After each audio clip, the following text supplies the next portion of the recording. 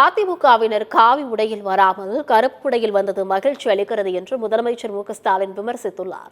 சட்டப்பேரவையில் மக்கள் பிரச்சினை குறித்து பேச அனுமதி மறுக்கப்படுவதாக குற்றம் சாட்டி எதிர்க்கட்சித் தலைவர் எடப்பாடி பழனிசாமி உள்ளிட்ட அதிமுக எம்எல்ஏக்கள் இன்று கருப்பு சட்டை அணிந்து பேரவைக்கு வருகை தந்தனர்.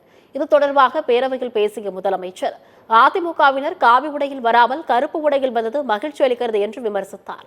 முதலமைச்சரின் பேச்சை தொடர்ந்து அதிமுக உறுப்பினர்கள் பேரவையில் இருந்து வெளிநடப்பு செய்தனர்.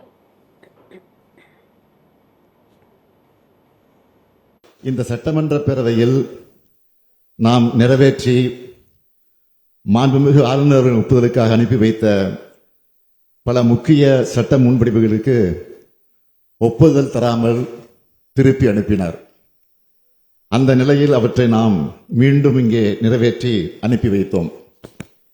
இரண்டாவது முறை சட்டமன்ற பேரவை நிறைவேற்றிய சட்ட முன்வடிவுகளுக்கு மாண்புமிகு ஆளுநர் அவர்கள் ஒப்புதல் அளித்தே ஆக வேண்டும் என்று அரசியல் சட்டம் வரையறுத்திருந்த போதிலும் இவற்றுக்கு ஒப்புதல் அளிக்காமல் ஆளுநர் அவர்கள் காலம் தாழ்த்தி வந்ததோடு அதற்கு தனக்கு அதிகாரம் இருப்பதாகவும் தெரிவித்து வந்தார்.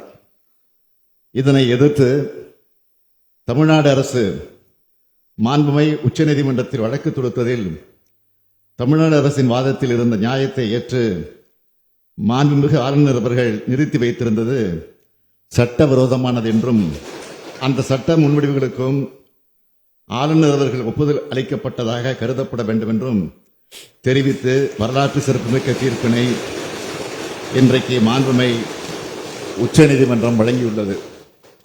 இந்த தீர்ப்பு தமிழ்நாட்டுக்கு மட்டுமின்றி இந்தியாவில் உள்ள அனைத்து மாநில அரசுகளுக்கும் கிடைத்த மாபெரும் வெற்றியாகும். இந்த தீர்ப்பு தமிழ்நாட்டுக்கு மட்டுமின்றி இந்தியாவில் உள்ள அனைத்து மாநில அரசுகளுக்கும் கிடைத்த மாபெரும் வெற்றியாகும். திராவிட முன்னேற்ற கழகத்தின் உயிர் கொள்கையான மாநில சுயாட்சி, மத்திய கூட்டாட்சி தத்துவம் ஆகியவற்றை நிலைநாட்டிட தமிழ்நாடு போராடியது. தமிழ்நாடு போராடும், தமிழ்நாடு வெல்லும்.